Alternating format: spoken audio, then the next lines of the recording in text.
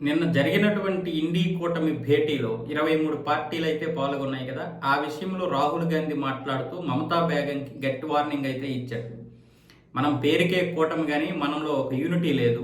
నేను ఓటు చోరీ అంటే నన్నే చాలామంది విమర్శించారు. దానికి తగ్గట్టు ఎవరూ కూడా మద్దతు ఇవ్వలేదు.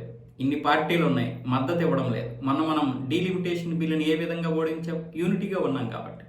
ఆ యూనిటీ లేకపోవడం వల్లే మనం ప్రతిసారి బీజేపీ ముందు ఓడిపోతున్నాం. వాస్తవానికి బీజేపీని ఓడించడం పెద్ద కష్టమేమీ కాదు. 2024లో బీజేపీకి ఎన్ని సీట్లు తగ్గాయి? 2019తో పోలిస్తే చాలా తగ్గాయి. దగ్గర 60-70 స్థానాలు తగ్గాయి. అదే కాంగ్రెస్ చూసుకున్నట్లయితే 99కి ఎగబాకింది. మిగతా మిత్రపక్షాలు కలిపితే 230కి వాళ్ళకి మనకి పెద్ద తేడా ఏమి లేదు అన్న విధంగా రాహుల్ గాంధీ మాట్లాడుతున్నాడు. ముఖ్యంగా టీఎంసీ నేతలు కాంగ్రెస్లో ఉంటూ, అంటే ఇండీ కూటమిలో ఉంటూ కాంగ్రెస్ని తిడుతున్నారు. ఇదేం పద్ధతి? ఇప్పుడు మరి ఆ పరిస్థితి ఏంటి? కాబట్టి మనలో మనకే ఇది లేదు. కాబట్టి అందరం కూడా కలిసికట్టుగా ఉందాం, యూనిటీగా ఉందాం. ఇదే నా హెచ్చరిక. ముందే చెప్తున్నాను, మనం ప్రతి 2 నెలలకు ఒకసారి కలవాలి, ప్రతి నెలలకు ఒకసారి సమావేశం ఏర్పాటు చేసుకోవాలి. బీజేపీని ఓడించడం పెద్ద కష్టమేమీ కాదు అన్న విధంగా రాహుల్ గాంధీ అయితే మాట్లాడుతున్నాడు. నిజానికి రాహుల్ గాంధీ బాబు గారు ఏమనుకున్నారంటే, ఈ ప్రధానమంత్రి చైర్ మా చేతిలో ఉంటుంది, మేము ఎవరికి కావాలంటే వాళ్ళకి ఇచ్చుకోగలము, మేము ఎప్పుడు కావాలంటే అప్పుడు కూర్చోగలము అనుకున్నాడు బాబు. తీరా 2014 తర్వాత ప్రాక్టికాలిటీకి వచ్చేసరికి మొత్తం మారిపోయింది. 2014 కూడా పెద్దగా ఏం లేదు. అంటే ఏదో అప్పుడు ఒకసారి బీజేపీ ఎలాగైతే మన అటల్ బిహారీ వాజ్పేయి గారి హయాంలో గెలిచారో, అలా అందరి సంకీర్ణంతో ప్రభుత్వాన్ని ఏర్పాటు చేశారో అదే విధంగా ఇప్పుడు వచ్చింది. మళ్ళీ 2019లో ఓడిపోతారు అనుకున్నారు. 2019లో ఓడిపోలేదు. 2019లో ఓడిపోకపోగా 2024లో కూడా ఓడిపోలేదు.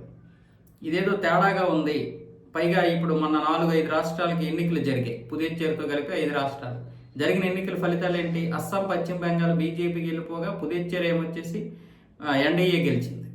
ఇటు కేరళం మాత్రమే కాంగ్రెస్ హయాంలోకి వచ్చింది. తమిళనాడు కూడా పేరుకే వీళ్ళు సపోర్ట్ చేశారు కానీ వీళ్ళ సపోర్ట్తో కూడా అక్కడ ప్రభుత్వాన్ని ఏర్పాటు చేయలేకపోయారు. సో అలాంటి పరిస్థితి కాంగ్రెస్కి వచ్చింది.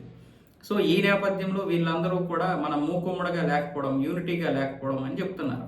పశ్చిమ బెంగాల్లో కాంగ్రెస్, టీఎంసీ కలిసి పోటీ చేస్తే ఎంతో ఒక కొన్ని సీట్లైనా పెరిగేవి. అప్పుడు బీజేపీకి బలం తగ్గేది అన్న విధంగా మాట్లాడుకుంటున్నారు.